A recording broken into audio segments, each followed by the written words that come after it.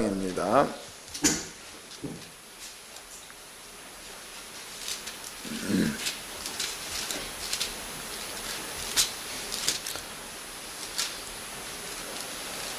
누가복음 7장 18절서부터입니다. 18절서부터 23절까지 다 같이 한 목소리로 합독을 하도록 하겠습니다. 누가복음 7장 18절로 23절까지 시작. 요한의 제자들이 이 모든 일을 그에게 고하니 요한이 그 제자 중 둘을 불러 주께 보내어 가로되 오실 그이가 당신이니까 우리가 다른 일을 기다리오리까 하나 하매 저희가 예수께 나아가 가로되 세례 요한이 우리를 보내어 당신께 말하기를 오실 그이가 당신이오니까 우리가 다른 일을 기다리오리까 하더라 하니 마침 그 시에 예수께서 질병과 고통과 및 악귀 들린 자를 많이 고치며 또 많은 소경을 보게 하신지라 대답하여 가라사대 너희 가서 보고 들은 것을 요한에게 고하되 소경이 보며 앉은 뱅이가 걸으며 문둥이가 깨끗함을 받으며 기머거리가 되르며 죽은 자가 살아나며 가난한 자에게 복음이 전파된다 하라. 누구든지 나를 인하여 실족지 아니하는 자는 복이 있도다 하시니라. 아멘. 누가복음 7장 18절서부터 23절까지 그 내용은요, 예수님과 세례 요한의 관계에 대해서 여기 기록이 되어져 있습니다. 근데 여기서 이제 그 저번 시간에 우리는 죽은 자를 살리는 법에 대해서 공부를 했습니다. 그래서 죽은 자를 누구든지 살릴 수 있다는 것에 대해서 저번 시간에 깨달았죠. 또 죽은 자를 살린다 해서 그리스도인들의 그 마음 가운데는 죽었다라는 개념보다도 잔다라는 믿음을 가져야 된다 그랬죠. 자는 사람은 깨우기가 쉽다 그랬습니다. 그렇지만 실제적으로 죽어있는 자, 이러한 자들은 어렵습니다. 그렇지만은 영적으로 밀어본다면 안 믿는 자, 죽은 자입니다.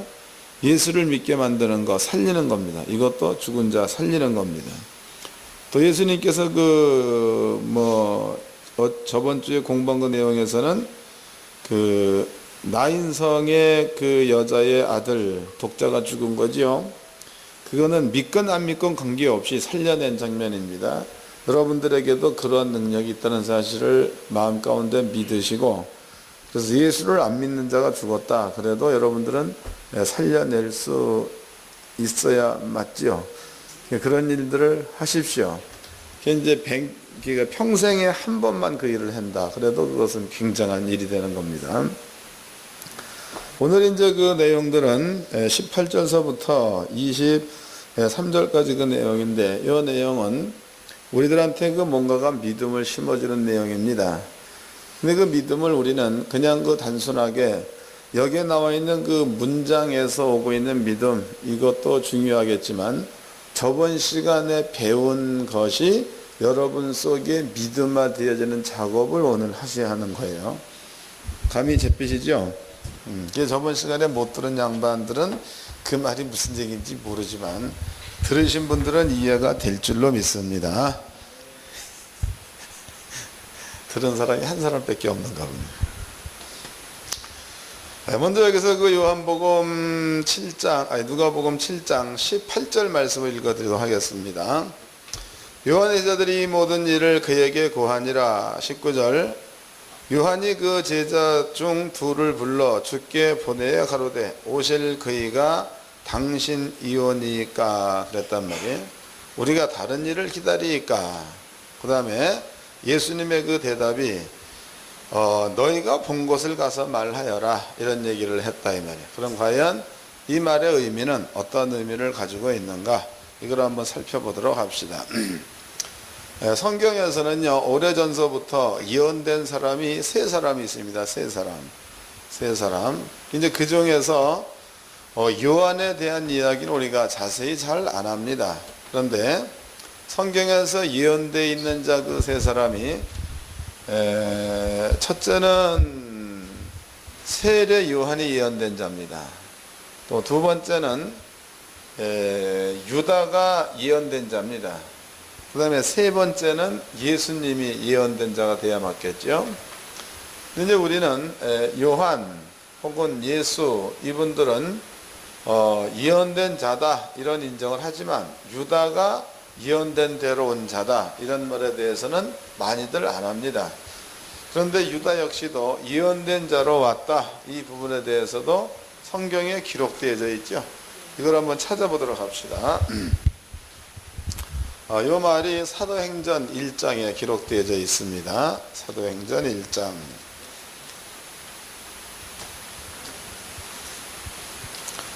사도행전 1장 16절서부터 읽겠습니다.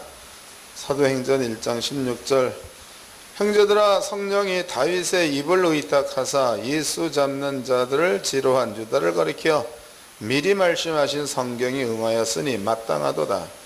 이 사람이 본래 우리 수 가운데 참여하여 이 직무의 한 부분을 맡았던 자라. 이 사람이 불의의 삭스로 밭을 사고 후에 몸이 곤두박질하여 배가 터져 창자가 다 흘러나온지라. 이 일이 이 예루살렘에 사는 모든 사람에게 알게 되어 본 방언에 그 밭을 이르되 아겔따마라 하였으니 이는 피밭이라는 뜻이라. 시편에 기록하였으되 그의 거처로 황폐케 하시며 거기에 거하는 자가 없게 하소서 하였고 또 일렀으되 그 직분을 타인이 취하게 하소서 하였도다 그랬단 말이에요. 그러니까 가룟 유다 같은 경우에도 시편에 예언된 대로 온 자다 이런 뜻이 되겠죠. 그래서 유다도 예언된 대로 온 자입니다. 유다. 그 다음에 이제 세례 요한에 관한 이야기입니다. 세례 요한도 예언된 대로 왔다 이 말이에요. 여기서 이제 본문의 내용을 살펴보면은요, 세례 요한이라는 그 자가 예수께 제자를 보내서 묻습니다. 오실 그이 그랬단 말이에요. 오실 그이. 그럼 오실 그이가 당신이니까 해서 그 당신은 예수가 되는 겁니다. 그러므로 예수님도 예언된 자로 오는 자인데 요한 뒤에 오는 자가 예수님이다 그 말이에요. 그 예수님께서 요 말을 쓰고 난 그 다음에 예수의 대답이 너희들의 본 것을 가서 말하라 이런 말을 했습니다. 본 것을 말하라. 그럼 과연 예수님은 어떠한 마음에서 이러한 대답을 하였는가? 그 주님의 마음 상태를 한번 알아봐야 되겠죠. 이 마음은 주님이 갖고 있는 그 마음은 이 마음이 요한에게만 적용되는 것이 아니라 오늘날 우리에게도 적용되는 말입니다. 이 말은. 그래서 이 부분들을 설명을 해드릴 테니까 만약에 목사님들이 이 말 가운데서 나타난 것 가운데서 단 하나라도 목사님들이 직접 경험한 일들이 있거든. 그러면은 저번 시간에 공부한 내용도 그대로 된다는 믿음을 증폭시키시기 바랍니다. 여기서 이제 예수님께서 유다한테 너네들이 본 것을 요한한테 너네들이 본 것을 말하라. 그랬더니 제자들이 갔다 이거예요. 요한의 제자들이. 그 예수님은 어찌하여 대답을 이렇게 뺏기 못하였는가? 속이 시원하게 내가 그다. 그러면은 요한이 속이 시원할 겁니다. 쟤들도 마찬가지겠죠. 근데 예수의 대답은 아리송하게 니들이 본 것을 말하라. 이게 답이요. 그 예수님은 왜 이런 말을 했는가? 이걸 한번 성경적으로 살펴보도록 합시다. 먼저 이제 신약 성경에서 가장 먼저 출발된 그런 성경이 마태, 마가, 누가, 요한복음입니다. 마태, 마가, 누가, 요한. 사복음서라고 얘기하죠. 그럼 사복음서 가운데서 먼저 마태복음이니까 마태복음을 한번 찾아보도록 합시다. 마태복음 3장입니다. 마태복음 3장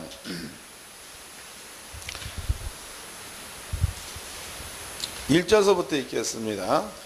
마태복음 3장 1절 그때 세례 요한이 이르러 유대 광야에서 전파해 가로되 회개하라 천국이 가까웠다 하였느니라. 3절 저는 선지자 이사야로 말씀하신 자라 일렀으되 광야에서 외치는 자의 소리가 있어 가로되 너희는 주의 길을 예비하라 그의 척경을 평탄케 하라 하였느니라 그랬단 말이에요. 그럼 여기에서 3절 말씀에 저는 그러면 세례 요한이 되는 겁니다. 선지자 이사야로 말씀하신 자 그랬으니까 이 말도 우리가 해석해 본다면 이사야서에 예언된 대로 세례 요한은 왔다, 그 얘기죠. 이사야서에 예언된 대로 세례 요한은 왔다. 근데 그 이사야서에서는 뭐라고 예언되어져 있는가? 거기에는요, 광야에서 외치는 자의 소리가 있어 가로되 너희는 주의 길을 예비하라 라고 기록되어 있다는 거죠. 광야에서 외치는 자로 예언되어 있다는 거예요. 그 다음에 이제 마가복음도 보겠습니다. 마가복음 1장입니다. 마가복음 1장 1절서부터 읽겠습니다. 마가복음 1장 1절. 하나님의 아들 예수 그리스도의 복음의 시작이라. 2절. 선지자 이사야의 글에 보라. 마가복음 1장 1절입니다. 다시 읽어드리도록 하겠습니다. 하나님의 아들 예수 그리스도의 복음의 시작이라. 선지자 이사야의 글에 보라 내가 내 사자를 내 앞에 보내노니 저가 내 길을 예비하리라. 광야에 외치는 자의 소리가 있어 가로되 너희는 주의 길을 예비하라. 그의 첩경을 평탄케 하라. 기록된 것과 같이 세례 요한이 이르러 그랬단 말이에요. 그러니까 여기에서 마가도 얘기하기를 구약에 예언된 대로 요한은 왔다, 이런 얘기죠. 맞는 겁니까? 예언된 대로 왔다. 또 이제 누가복음에도 있습니다. 누가복음을 봅시다. 누가복음도 3장에 그 말이 나와 있죠. 누가복음 3장 4절을 읽겠습니다. 3장 4절.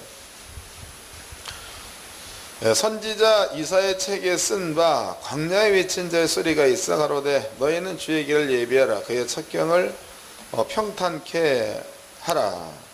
그 다음에 모든 골짜기가 메워지고 모든 산과 작은 산이 낮아지고 굽은 것이 곧아지고 험한 길이 평탄해질 것이요 모든 육체가 하나님의 구원하심을 보리라 함과 같으니라. 7절. 요한이 세례를 받으려고 나오는 그랬죠. 그럼 여기에도 세례 요한이라는 자는 구약에 예언된 대로 온 자다, 그런 얘기다. 근데 신기한 게 마태, 마가, 누가 이렇게 그 세 복음서에는요, 여기 보니까 광야에서 외치는 자의 소리, 이 말은 이사야서 40장 3절 말씀에 기록되어 있는 내용입니다. 이사야 40장 3절서부터 5절까지. 그럼 여기에서 분명코 요한에 대해서는요, 선지자 이사야입니다. 이사야가 얘기하기를 광야에서 외치는 자의 소리, 이 자가 이제 요한이다, 이는 요한. 그러면 이제 하나님의 경륜적인 차원에서 봅시다. 하나님의 경륜. 하나님의 경륜은 하나님께서 요시야를 보내겠다라고 예언한 데가 있죠. 있나요? 있습니다. 이거 찾아보도록 합시다. 성경 이 말이 어디에 있나? 있습니다고 얘기는 했는데 어디 있습니까?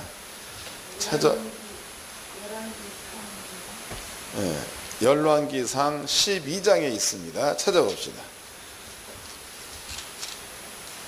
열왕기상 12장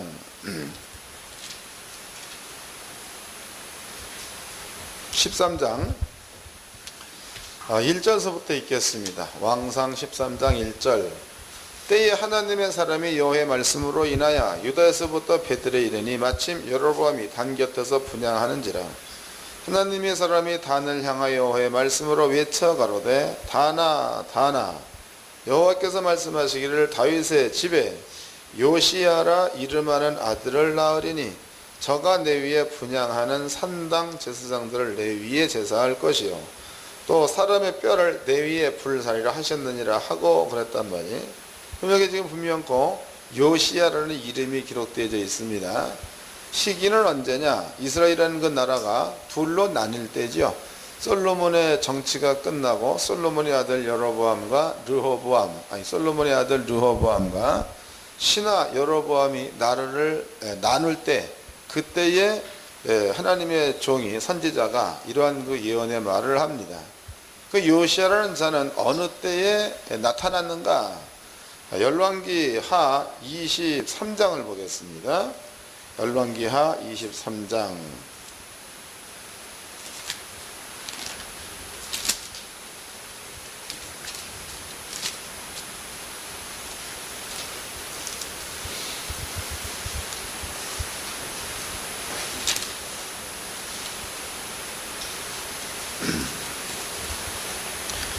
열왕기하 23장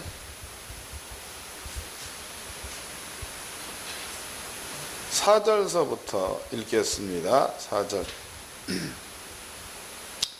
왕이 대제사장 hil기야와 모든 버금 제사장들과 문을 지킨 자들에게 명하여 바알과 아세라와 하늘의 이룰 성신을 위하여 만든 모든 기명을 여호와의 전에서 내어다가 예루살렘 바깥 기드론 밭에서 불사르고 그 죄를 베델로 가져가게 하고 옛적에 유다 왕들이 세워서 유다 모든 거울과 예루살렘 사면 산당에서 분향하며 우상을 섬기게 한 제사장들을 폐하며 또 바알과 해와 달과 12궁성과 하늘의 모든 별에게 분향하는 자들을 폐하고 또 여호와의 전에서 아세라 상을 내어 예루살렘 바깥 기드론 시내로 가이다 거기서 예루살렘 불사르고 빻아서 가루로 만들어 그 가루를 평민의 모지에 뿌리고 또 여호와의 전 가운데 미동의 집에 헐었으니 이곳은 여인이 아세라를 위하여 휘장을 짜는 처소이었더라. 그러니까 모든 그 우상을 전부 다 박살내는 이러한 내용들이 기록되어져 있습니다. 자, 이제 22장 1절을 봅시다. 22장 1절. 요시야가 위에 나갈 때 나이 8세라 요시야라는 말이 기록되어져 있지요. 그럼 여기 보니까 요시야라는 그 말이 기록되어졌는데 이때는 언제인가 하면 므낫세, 그 다음에 이름이 또 뭐더라, 아들 아몬, 그 다음에 요시야입니다. 그럼 여기 이제 시대적으로 본다면은요, 솔로몬 시대, 그 다음에 그 밑에 르호보암 시대에 다윗의 자손에서 요시야라는 왕이 날 거다, 이렇게 예언되어 있다는 얘기. 그 말을 우리가 이제 정리를 해본다면 하나님께서는 요시야라는 사람이 올 것을 이미 하나님은 계획을 세워놨다는 거죠. 그 때가 되어지면 요시야라는 왕을 보내겠다, 이런 얘기입니다. 이걸 하나님의 경륜이라고 합니다. 여기에서 요한이라는 자 역시도 하나님의 경륜적 차원에서 본다면 요한이라는 자입니다. 이 자는 하나님의 경륜에 들어가 있는 자다고. 그 때가 되는 요한은 꼭 와야 된다는 거죠. 또 유다 같은 경우에도 하나님의 경륜에 들어가 있는 자입니다. 또 예수 같은 경우에도 하나님의 경륜에 들어가 있는 자다, 그 말이에요. 근데 문제는 하나님께서는 그렇게 계획을 세워 놓은 거예요.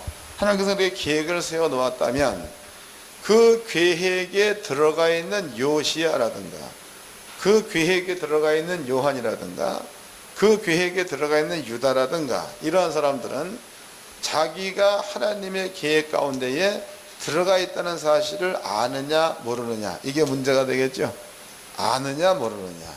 근데 여기에서 가룟 유다 같은 경우에는 아마 모르긴 몰라도 모르고 겪은 것 같아, 유다 같은 경우. 그 다음에 이제 요시야 같은 경우에도 모르고 겪은 것 같습니다. 요시야 같은 경우에도. 그런데 요한 같은 경우는 다릅니다. 요한 같은 경우는 자기가 하나님의 경륜 안에 들어가 있다는 사실을 요한은 확실히 한 자입니다. 자, 이제 거기에 따른 그 답이 요한복음 1장에 나와 있지요. 요한복음 1장을 보겠습니다. 요한복음 1장.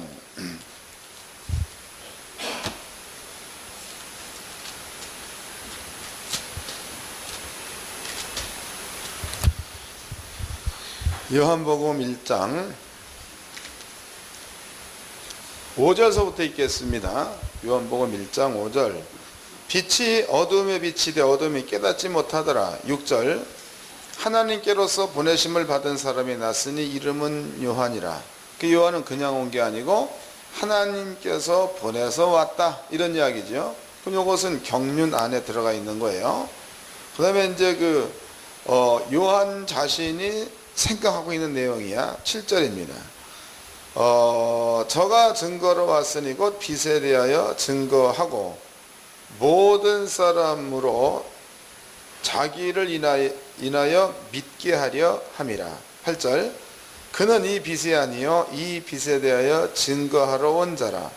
참빛고 세상에 와서 각 사람에게 비치는 빛이 있었나니 이는 그가 세상에 계셨으며 세상은 그로 말미암아 지은 바 되었으되 세상이 그를 알지 못하였고 자기 땅에 오매 자기 백성 영접지 아니하였으니 영접하는 자 곧 그 이름을 믿는 자들에게는 하나님의 자녀가 되는 권세를 주셨으니 이는 혈통으로나 육정으로나 사람의 뜻으로 나지 아니하고 오직 하나님께로서 난 자들이니라.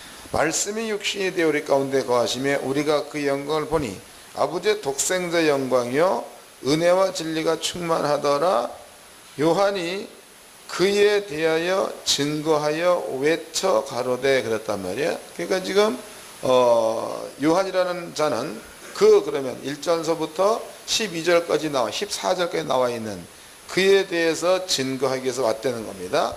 외쳐 가로되 내가 전에 말하기를 내 뒤에 오시는 이가 나보다 앞선 것은 나보다 먼저 계심이니라 한 것이 이 사람을 가리킴이라 한신이 그랬단 말이에요. 이 말은 무슨 얘기냐면 그러면 요한이라는 자가 지금 여기에서 얘기를 쭉 하는데 빛에 대해서 증거하러 왔다 그랬단 말이죠.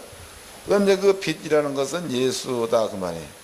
그 요한이 지금 여기에서 말을 하는데 내가 전에 말한 그 사람이 예수다 그랬단 말이에요.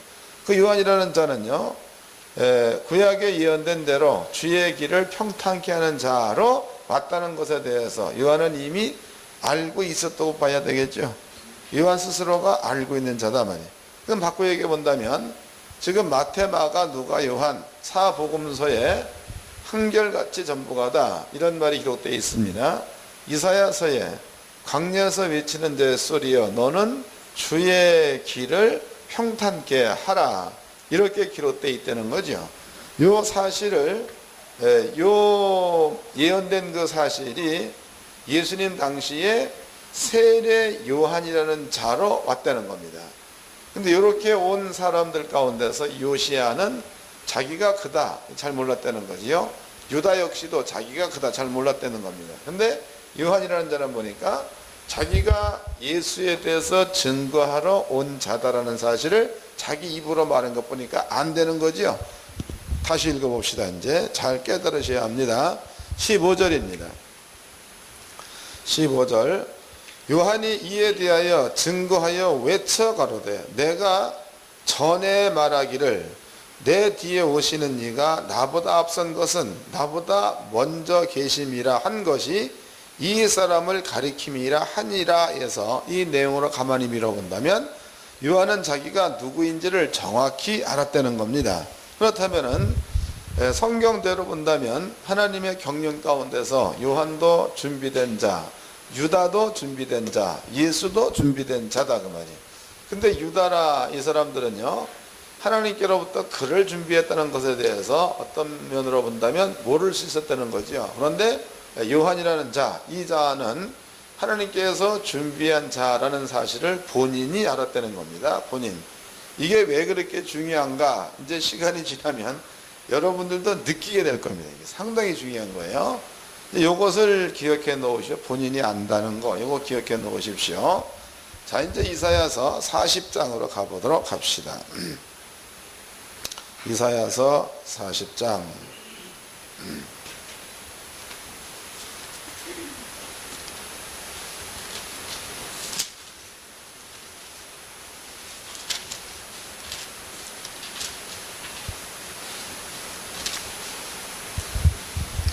3절서부터 읽겠습니다. 이사야 40장 3절 외치는 자 소리여 가로되 너희는 광야에서 여호와의 길을 예비하라. 다시 읽겠습니다. 외치는 자 소리여 가로되 너희는 광야에서 여호와의 길을 예비하라. 그러니까 그 자는 여호와의 길을 예비하는 자다 그 말이죠. 이거 성경대로라면 요한 뒤에 오는 자는 여호와가 온다 그런 뜻입니다. 요한 뒤에 오는 자는 여호와가 온다. 그 다음에 또 사막에서 우리 하나님의 대로를 평탄케 하라. 그 다음에 4절 골짜기마다 돋이워지고 산마다 작은 산마다 낮아지며 고르지 않는 곳이 평탄케 되며 험한 곳이 평지가 될 것이라. 여호와의 영광이 나타나고 모든 육체가 그것을 함께 보리라. 그 다음에 대저 여호와의 입이 말씀하셨느니라 그랬단 말이야. 그럼 이 말은 그러니까 여기에서 여러분들이 구약 성경에 여호와가 자기가 자기를 두고 맹세하야 이 말이나, 그 다음에 여호와께서 맹세로 말씀하야 이 말이나, 여호와의 모든 말씀에 능치 못한 이 없다 이 말이나 전부 다 같은 의미를 가지고 있습니다. 그 말은 뭐냐면 하나님이 하신 그 모든 말씀은 어떠한 말씀이 되었던 전에 그 말씀은 존재가 되어 나타나야 한다는 의미가 들어가 있다고. 그러니까 주께서 말씀하시기를 해가 있으라, 이건 아버지 입에서 출발된 말입니다. 그 요 말은 꼭 해가 나타나야 되는 말입니다. 이해가 됐죠? 여기 다시 읽어보자고. 이제 6절입니다. 5절 하반절 5절 여호와의 영광이 나타나고 모든 육체 그것을 함께 보리라. 대저 여호와의 입이 말씀하셨느니라. 그 말은 꼭 된다는 거죠. 꼭 그렇게 된다 그런 얘기단 말이. 근데 여기서 중요한 것은요, 외치는 자의 소리, 이 자는 여호와의 길, 여호와의 길을 예비하라 이렇게 표현되어 있죠. 근데 이게 똑같은 이야기입니다. 똑같은 이야기인데 이사야서 35장도 한번 보도록 합시다. 이사야 35장 1절서부터 읽겠습니다. 1절 광야, 아까도 광야에서 외치는 자의 소리 이런 말이 있죠. 1절 광야와 메마른 땅이 기뻐하며 사막이 백합과 같이 피어 즐거워하며 무성하게 피어 기쁜 노래로 즐거워하며 레바논의 영광과 갈멜과 샤론의 아름다움을 얻을 것이라. 그것들이 여호와의 영광 곧 우리 하나님의 아름다움을 보리라. 하나님의 아름다움을 본다는 거죠. 4절 너희는 약한 손을 강하게 하여 주며 떨리는 무릎을 굳게 하여 주며 겁내는 자에게 이르기를 너는 굳세게 하라 두려워 말라. 너희의 하나님이 오사 보수하시며 보복하여 주실 것이라. 그가 오사 너희를 구하시리라 하라. 그 요 내용과 아까 이사야서에 기록되어 있는 여호와의 길을 평탄케 하라 그 말이나, 이게 뭐 하나님이 온다는 것에 대해서는 똑같은 말이죠. 그 다음에 이제 5절 그때에, 그럼 여호와께서 오시는 때에, 그때에 표적이 있다는 겁니다. 그 표적이 뭐냐면 그때에 소경의 눈이 밝을 것이며 기모거리의 귀가 열릴 것이며 그때 저는 자가 사슴같이 뛸 것이며 벙어리 혀는 노래하리니 이는 광야에서 물이 솟겠고 사막에서 시내가 흐를 것임이니라 그랬단 말이에요. 그러면 지금 여기엔 기록되어 있기를 그때에 여호와께서 올 때에 소경이 본다, 그 다음에 이제 벙어리가 말한다, 그 다음에 가난한 자한테 복음이 증거된다, 또 뭐 이런 말이 기록되어져 있다 이 말이에요. 그러면 이사야서 40장에 광야에서 외치는 자의 소리여 너희는 주의 길을 예비하라 이 말이나, 이사 35장에 여호와께서 오면은 너네들을 보복하시며 보호해 주실 거다. 그 뒤에 그 날에는 소경의 눈을 뜰 거다. 그 다음에 벙어리가 말할 거다. 가난한 사람들한테 복음이 증거될 거다. 이런 말들이 이사야 35장에 이 말도 예언되어 있다는 거죠. 예언되어 있다 이 말이에요. 그러면 지금 상황으로 밀어본다면 요한이라는 자는 아까 요한복음 1장 말씀에 밀어봤더니 요한은 자기가 누구인지를 정확히 알고 있는 자입니다. 그래서 요한이 자기에 대해 얘기할 적에 광야에서 외치는 자의 소리다 라고 얘기했다는 거예요. 그 요한이라는 사람은 하나님께서 세워놓으신 구원의 경륜 가운데 들어가 있는 자이며, 그 다음에 구원의 경륜 가운데서 온 자가 요한인데, 요한은 하나님의 계획 가운데 내가 들어가 있다는 사실을 정확히 아는 자입니다. 이게 요한이에요. 그 요한이 예수에게 묻는다 이 말이에요. 예수님께 묻기를 오실 그이가 당신이오니까 라고 물었어요. 오실 그이가 당신이오니까. 그 말 가운데도 요한이 그냥 얘기한 거요, 예언된 거를 물어본 거예요. 이해가 되지요? 잘 깨달으셔야 합니다. 우리는 그 대화를, 이런 대화를 나눕니다. 가령 이제 1960년대를 우리가 얘기해 보자고. 1960년대. 그러면은 보릿고개라는 것은 어느 지역에 있는 게 보릿고개죠? 예? 강원도 순천 그거 넘어가다 보면 거기에 있는 게 보릿고개 아닌가? 아니에요? 그 보릿고개라는 것은요, 이것은 어느 지역에 있는 고개가 보릿고개가 아니고, 보릿고개는 3월에서 4월 그 중간이 보릿고개다고. 그 왜 보릿고개다라고 얘기하는가 하면, 표현은 보리고개라는 말을 쓰고 있는데요. 그런데 보리를 벨 때가 5월경에 베죠. 보리가 있기 이전에, 그때에 배가 너무 고파가지고 보리를 미리 베서 쪄가지고 까먹었었던 때를 보릿고개라고 한다고. 보릿고개가 뭔지 아시죠? 근데 이 보릿고개를 얘기할 적에 그 시대를 겪어본 사람들이 보릿고개를 얘기했어요. 보릿고개 때에 오랫동안 묵혀놨던 그 감자를 열어보았더니 전부 다 찌그러들었다. 그러면 상대방이 또 얘기를 합니다. 그때에 고구마도 열어봤더니 전부 다 쭈글렁 방탱이가 됐고 싹이 났다. 이런 얘기는. 그럼 그 이야기는 보릿고개 시대의 얘기가 서로 되어져야 보릿고개 얘기가 되는 거다고. 또 이제 물론 그 가요에서 나오고 있는 그 미아리고개, 이것은 지명된 고개입니다. 미아리고개. 그러니까 한마는 미아리고개 노래도 있지요. 근데 아리랑고개는 지명된 게 없죠. 아리랑고개. 그 아리랑고개라는 그 얘기는 어느 그 지방에 가든지 아리랑 노래는 다 있지 않습니까? 진도 아리랑, 정선 아리랑, 강원도 아리랑, 또 이런 게 있어. 이런 것처럼 그런 어떤 그 환경 가운데서 파생된 용어, 이런 것들을 이해하고 있는 사람들이 대화를 나눌 적에는 거기에 맞는 얘기를 해야 이게 대화가 되는 거지. 보릿고개 얘기를 하고 있는데 어떤 사람이 툭 불거져 들어가고서는 보릿고개는 강원도 정선 가면 가장 높은 고개가 보릿고개, 그래버리면 대화가 안 되는 거다. 감이 잡히나요? 그럼 만약에 이제 그렇게 대화가 안 되는 사람들이 모여가지고 자다가 못 두드린다래. 봉창 두드린다. 근데 여기에서 예수님께서 지혜자입니다. 예수님은 전능자이기도 하지요. 근데 지금 세례 요한이 묻기를 오실 그이가 당신이니까 라고 물었습니다. 그러면 세례 요한이 묻는 그 내용은 이사야서에 기록되어 있는 것을 근거로 해서 묻는 거죠. 그럼 예수님은 그 물음에 뭐라고 대답을 해야 맞는 거야? 이사야서를 배경으로 해서 대답을 해야 맞겠죠? 그러니까 예수의 대답이 소경이 보며 벙어리가 말하며 너희 본 것을 전하라 그랬단 말이에요. 이해됩니까? 찾아봅시다 이제. 그러니까 이 배경을 이해를 잘 하셔야 합니다. 자, 누가복음 7장입니다. 본문의 내용입니다. 누가복음 7장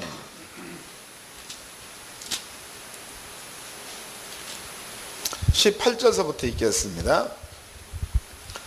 누가복음 7장 18절. 요한의 제자들이 이 모든 일을 그에게 고하니, 19절. 요한이 그 제자 둘을 불러 주께 보내 가로되 오실 그이가 당신이오니까 우리가 다른 일을 기다리오리까 하라 하매 그랬단 말이에요. 그러니까 요한이 제자들 두 명을 예수님께 보내고 있습니다. 오실 그이가 당신이니까 확인하기 위해서 보낸 겁니다.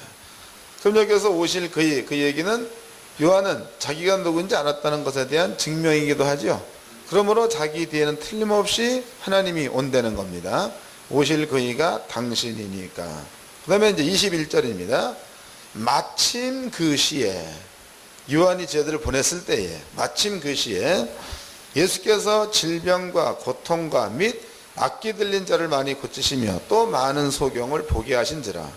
대답하여 가로되 너희가 가서 보고 들은 것을 요한에게 고하되 소경이 보며 안진뱅이가 걸으며 문둥이가 깨끗함을 받으며 기머거리가 들으며 죽은 자가 살아나며 가난한 자에게 복음이 전파된다 하라 그랬단 말이에요.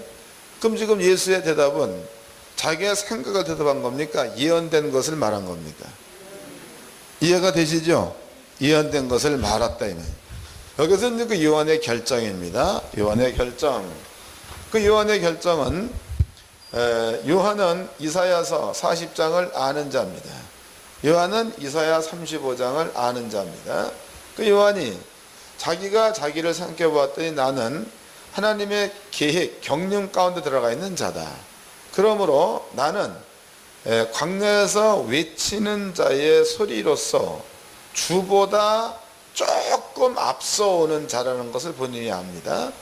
그다음에 그 뒤에는, 요한 뒤에는 틀림없이 주가 올 거다, 이런 것을 요한은 알고 있는 자입니다.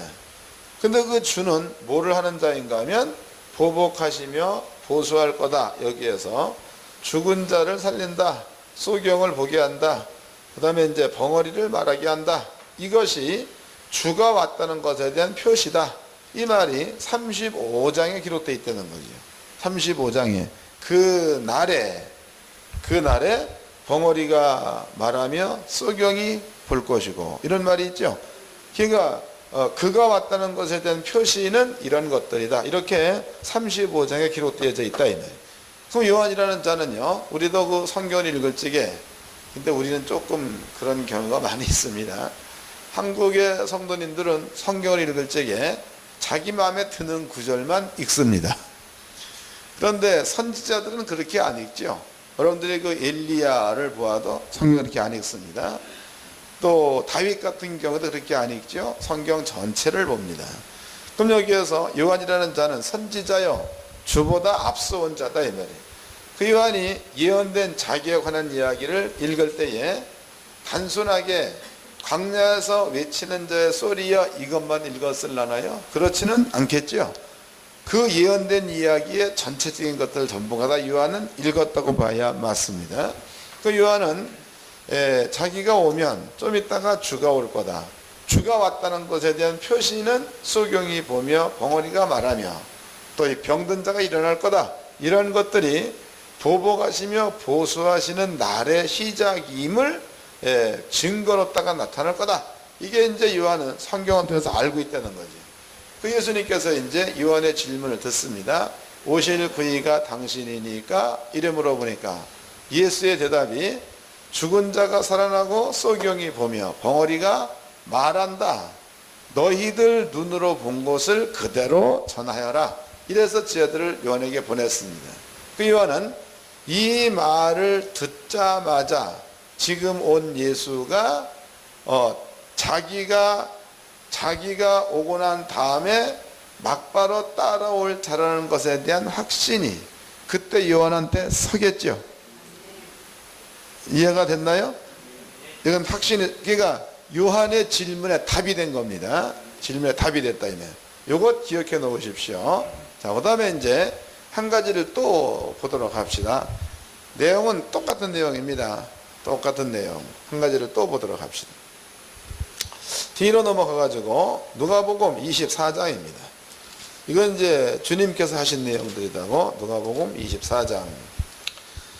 누가복음 24장에서의 배경은 어떤 배경인가 하면 배경입니다. 그 배경은 예수가 십자가에 죽습니다. 이럴 적에 실망한 두 제자, 성경에는 엠마오로 내려가는 두 제자 이렇게 나와 있죠. 이럴 때에 예수님께서 두 제자에게 나타납니다. 근데 성경에는 분명히 두 제자가 예수를 몰라봤다 그랬단 말이에요. 예수가 나타났는데 두 제자가 예수인 줄 몰랐다 그랬습니다. 예수님께서 나타나셔가지고 두 제자와 함께 길을 갑니다. 길을 가면서 예수가 하는 모든 말들은 어떤 신잘데기 없는 이런 말이 아니고 선지자 모세에 나와 있는 예수를 말했다는 거예요. 그 다음에 구약시대의 모든 선지자들이 예언한 예수를 말했다는 거지. 그러면 그런 말을 하는 그 동안에도 엠마오로 내려간 그 두 제자는 옆에 있는 자가 누군지 몰랐다는 거예요. 맞지요? 성경 찾아봅시다. 24장 13절서부터 읽겠습니다. 13절. 그날에 저희 중 둘이 예루살렘에서 25리 되는 엠마오라 하는 촌으로 가면서 이 모든 된 일을 서로 이야기하더라. 저희가 서로 이야기하며 문의할 때에 예수께서 가까이 이르러 저희와 동행하시나 저희 눈이 가리워져서 그인 줄 알아보지 못하거늘 그랬단 말이에요. 그 예수님이 누구인지 지금 몰랐다는 거죠. 옆에 있는 자가 예수님이 누구인지 못 알아봤다는 거예요. 자, 그 밑에 이제 26절입니다. 그리스도가 이런 고난을 받고 자기의 영광에 들어가야 할 것이 아니냐 하시고 27절. 이에 모세와 및 모든 선지자의 글로 시작하여 모든 성경에 쓴 바 자기에 관한 것을 자세히 설명하시니 그랬단 말이에요. 그럼 예수가 한 그 말은 내가 예수다 이런 말 안 했다는 거죠. 이런 말을 안 하고 모세와 구약에 기록되어 있는 선지자의 글을 들어서 자기를 증명했다는 거예요. 글을 들어서 자기를 증명했다. 그럼 바꿔 얘기하면 이것은 지금 구체적으로 설명되어 있는 내용이지만 요한에게 자기를 가르쳐 줄 적에도 내가 그다 이 말을 안 쓰고 예언된 이야기로 답해 줌으로써 요한한테 확신을 심어준 거죠. 엠마오로 내려는 그 두 제자한테도 동일한 방법을 쓰고 있습니다. 그러면 요한의 마음 가운데에 그 말을 듣자마자 확신이 생겼다면 엠마오로 내려는 두 제자에게도 그런 말을 들었을 때 마음 가운데 확신이 와야 맞겠죠. 두 제자가 자기의 심경을 바깥으로 드러낸 데가 있습니다. 거기를 또 읽어보도록 합시다. 32절입니다. 32절. 저희가 서로 말하되 길에서 우리에게 말씀하시고 우리에게 성경을 풀어주실 때에 우리 속에서 뭐라는 거예요? 그렇죠. 이 말은 뭔가가 확신이 섰다 이런 뜻이죠. 우리의 마음이 뜨겁지 아니하더냐 하고 그 다음에 또 읽어보자고. 자 29절입니다. 저희가 강권하여 가로되 우리와 함께 유하사이다. 때가 저물어 가고 날이 이미 기울었나이다 하니 이에 저희와 함께 유하러 들어가시니라. 저희와 함께 음식을 잡수실 때에 떡을 가져 축사하시고 떼어 저에게 주시매 저희 눈이 밝아져서 그인 줄 알아보더니 그랬단 말이에요. 그러니까 지금 그런 모든 얘기를 전해주고 난 그 다음에 내가 예수다라는 것을 주님께서 가르쳐 줬다 이 말이에요. 그럼 여기서 한번 이제 살펴보도록 합시다. 잘 깨달아 주십시오. 여기를 보세요. 여기를. 그러면 지금 예수님께서 제자들과 대화하는 데는 여기입니다. 그 다음에 이제 제자들이 우리 마음이 뜨겁지 아니하더냐 이 말을 할 적에는 과거에 있었던 일을 말하는 현재다고. 이해됐죠? 그 다음에 여기에서 예수님께서 여기에서 떡을 떼어줄 때에 그들의 눈이 밝아졌다 그 말은 옆에 있는 자가 예수였다라는 것을 보여주는 사건이죠. 그럼 예수님께서 지금 이렇게 말씀해 놓고 자기를 보여줬습니다. 예? 모세에 관한 글과 선지자에서 그 한 모든 이야기들을 얘기해서 그가 예수가 아니더냐 이 말 해줬단 말이에요. 그 말 해주고 난 다음에 자기를 보여줌으로써 이 말이 사실이라는 것에 대한 증명을 해줬다는 거죠. 보여줌으로써. 그 다음에 이제 제자들에 나타나는 현상입니다. 이 이야기는 성경은 풀을 적에 마음이 뜨겁지 아니하더냐 이 이야기는 떡을 뗄 때 있었던 사건이요 풀을 때 있었던 사건이에요. 그러죠? 떡 떼기 이전 사건이죠. 감이 잡히는 겁니까? 자 이제 성경을 읽어보도록 합시다. 자 26절입니다. 그리스도가 이런 고난을 받고 자기의 영광에 들어가야 할 것이 아니냐 하시고 이에 모세와 및 모든 선지자의 글로 시작하여 모든 성경에 쓴 바 자기에 관한 것을 자세히 설명하시니라. 저희에 가는 촌에 가까이 가매 예수는 더 가려하는 같이 하시니 저희가 강권하여 가로되 우리와 함께 유하사이다. 때가 저물어 가고 날이 이미 기울었나이다 하니 이에 저희와 함께 유하로 들어가시니라. 30절 저희와 함께 음식을 잡수실 때에 떡을 내서 축사하시고 떼어 저에게 주시매 저희 눈이 밝아져 그인 줄 알아보더니 그랬단 말이에요. 그 이 말은 뭔 얘기인가 하면 예수님께서 두 제자한테 이런 얘기를 했습니다. 이런 얘기를 할 때에 떡을 떼고 다시 예루살렘으로 가다가 나누는 대화를 들어보았더니요, 그 가운데서는 이 말을 할 때에 제자들이 그 말을 들을 때 심경을 한 얘기란 말이지. 그 마음의 상태가 어떻다 이걸 얘기한 겁니다. 이 말을 들을 적에 우리의 마음이 뜨겁지 아니하냐다. 이 말은 무슨 얘기냐면 예수가 풀어줬던 모든 성경 말씀이 그대로 되었구나에 대한 믿음이 생겼다고 봐야 맞겠죠. 그 다음에 예수님께서 떡을 떼어 주실 때에 그네들이 눈이 열려가지고 예수인 줄 알아보았다는 얘기는 구약 성경에 예언되어 있는 것에 대한 확증이 되는 겁니다. 이해됐죠? 여기도 마치 여기에도 요한의 얘기도 요한이 자기가 광야에서 외치는 자의 소리로 왔다는 거 알고 있는 자입니다. 그 다음에 자기 뒤에 오는 자는 여호와다는 사실을 알고 있는 자입니다. 근데 지금 그 요한의 그 마음 가운데는 예수를 봐도 이게 긴가민가 한 거예요. 그래서 묻습니다. 오실 그이가 당신이니까. 예수의 대답이 이사야서의 글에 기록된 대로 소경이 보며 죽은 자가 살아나고 벙어리가 말한다. 너희 눈으로 본 것을 말하라. 요한이 그 말을 들을 적에 오실 그이가 예수가 틀림이 없고라는 것에 대한 확증이 자기 마음과 확증이 된 그것이나 두 명의 제자가 예수가 한 그 말을 듣고 예수를 본과 동시에 그 모든 것들이 마음 가운데 100% 믿음화되어진 그것이나 사건은 다르지만 내용은 같다는 거지요. 이해됩니까? 사건은 달라요. 요한이 겪고 있는 사건이라고. 웬만하면 두 제자 그들이 겪고 있는 사건입니다. 그렇지만은 내용은 전부가 다 내가 예언된 자로 왔다는 것, 내용은 전부 다 같다 이 말이에요. 그럼 이제 이것이 예수님께서 제자들 혹은 요한에게 믿음을 심어주는 방법이라는 거죠. 이해가 됩니까? 믿음을 심어주는 방법이야.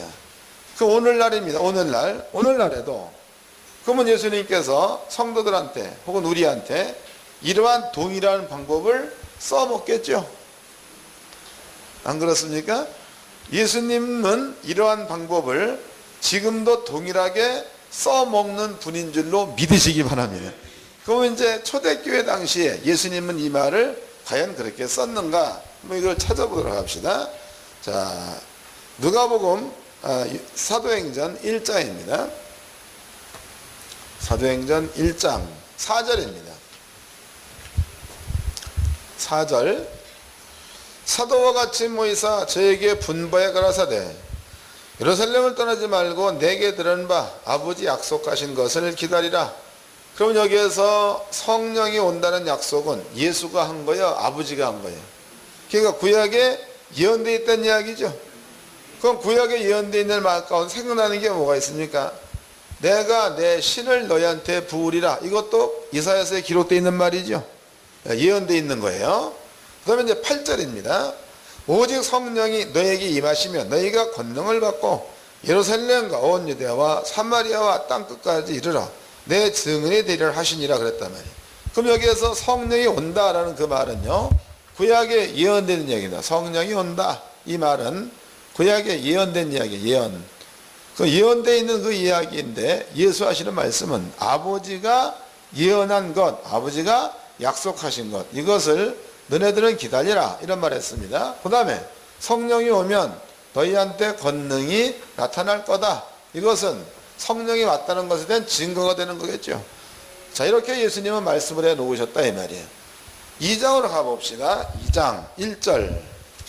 이제는 사도들이 성령을 받습니다. 오순절 날이 이미 이르매 저희가 다 같이 한 곳에 모였더니 호련히 하늘로부터 급하고 강한 바람 같은 소리가 있어 저희 앉은 온 집에 가득하며 불의 같이 걸리는 각 사람 위에 임하여 있다니 저희가 다 성령의 충만을 받고 성령이 말하게 하심을 따라 다른 방언으로 말하기를 시작하니라 그랬습니다. 성령이 왔습니다. 그럼 예수가 말씀하신 대로 됐다는 거죠. 그러면 예수가 말씀하신 대로 됐다는 그 말은 구약에 예언된 대로 됐다는 것에 대한 확증은 권능이 나타나는 그것이 확증이라는 거죠. 이해됩니까? 자, 이 장을 봅시다. 다시 2장 넘어가가지고 43절입니다. 사람마다 두려워하는데 사도들로 인하여 기사와 표적이 많이 나타나니 그랬습니다. 그 이 말은 뭔 얘기입니까? 약속하신 게, 아버지가 약속하신 게 왔다는 것에 대한 증표가 되는 거겠죠. 증표입니다. 그럼 예수님께서 사도들한테 성경이 어떻게 기록되어 있고 그 성경이 어떻게 이루어지는 것에 대해서 예수님은요, 요한에게 보여준 그것이나 엠마오로 내려간 두 제자한테 보여준 그것이나 지금 70명, 120명이 모여있는 그 자리에서 주님이 말씀하신 것, 약속한 것을 기다려라. 성령이 왔습니다. 구약에 약속된 모든 것들이 그대로 된다라는 것을 보여주는 그것이나 전부가 다 동일한 방법. 그 오늘날 우리는 이제 성경을 여러 군데를 통해서 증명이 됐습니다. 그럼 예수님은 다른 방법을 쓰지 않고 오늘날에도 동일한 방법을 쓴다는 거지요. 오늘날에 동일한 방법을 쓴다 이네. 그러면 이제 한 가지 이제 또 예를 또 한번 들어보자고. 이건 이제 어저께인가 그저께인가 어떤 목사님이 나한테 전화로 딱 상담을 해왔습니다. 목사님, 왜요? 성령을 받았다는 거, 이런 부분들을 어떻게 이해를 해야 됩니까? 첫 번째는 그 뭐 사도행전 19장인가 거기에 뭐 안수하니까 성령 받았다.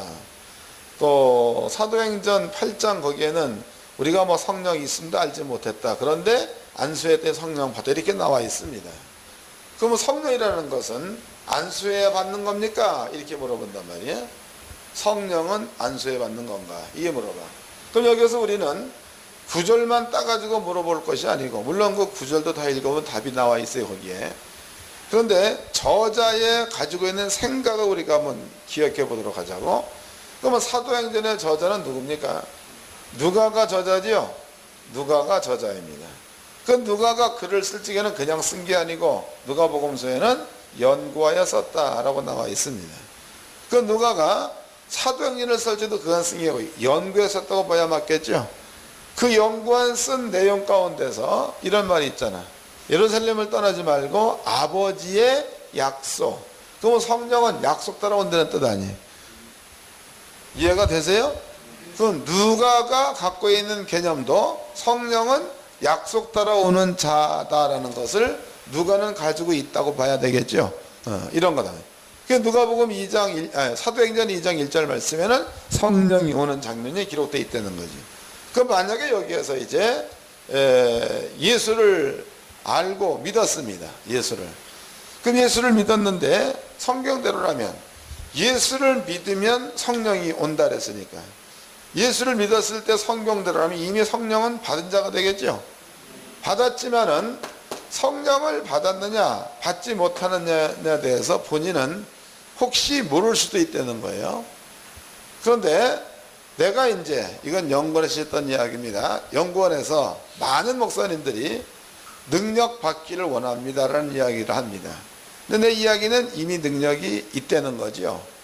그것은 성경이 말해요. 성령이 임하면 권능을 받고 있다는 겁니다. 그래서 있다는 사실을 믿게 하고 그 다음에 실습을 시켜보면 성령이 있다는 것에 대한 증거가 나타나죠. 그러면 그 이전까지는 이 사실을 몰랐었는데 그 말씀을 깨닫고 나서 해보았더니 증거가 나타남으로써 성령이 나한테 임했다는 것에 대한 표적이 된다는 거지. 그럼 이것은요, 예수를 믿을 때 이미 성령 받은 거지 내가 기도해 줘가지고 성령 받은 게 아니라는 거지.